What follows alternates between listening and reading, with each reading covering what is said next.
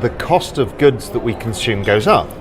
Now, if you look at real wages, they're not going up as fast. So wage rises, they are there, they're not as fast as the cost of goods. So what that means is everyone's getting poorer. And this is something I've been banging the drum about for a while. I said, look, we know inflation's coming, we know it's driven by supply chain issues, we know there's a structural shift in the economy going on, but if you raise prices on people who are already up to here in debt, then what do? You stop consumption. Right.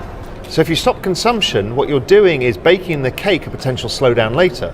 So the Fed are tapering the balance sheet. They're talking about, are they going to raise rates?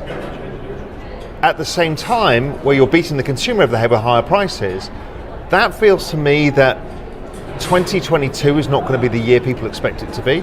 I've said for a while, I think it's going to be a lot weaker economically than people realise. And it doesn't help that we've got the new virus mutation that's going on as well. That's also creating this people saying, well, I'm not sure, do I want to travel? It's like my mum, was she going to go, she lives in Spain, she's going to see my sister in the UK, she's like, maybe I won't travel. And so all of those things together, create more supply chain issues, which means that this inflation stuff could be longer lasting than we thought. I thought it was going to be more transitory. But if the supply chain issues continue, then that's a problem.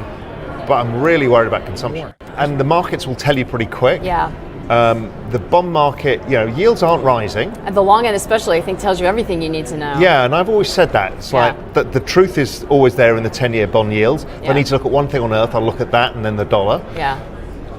The dollar's been going up, but that actually lowers future inflationary forces.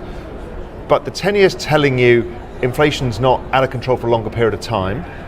2 years have gone up quite a lot, but I worry that it's going to create some more volatility in the stock market as well.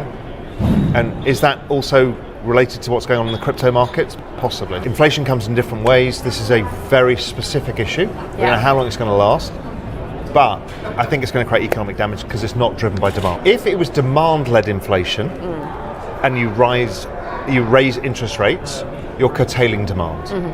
So that slows down the rate of inflation. If it's not demand-led and it's supply-led, all you're going to do is make the economic pain worse. So I just don't agree with that point of view because I do not see it being demand-led. And that's the big difference.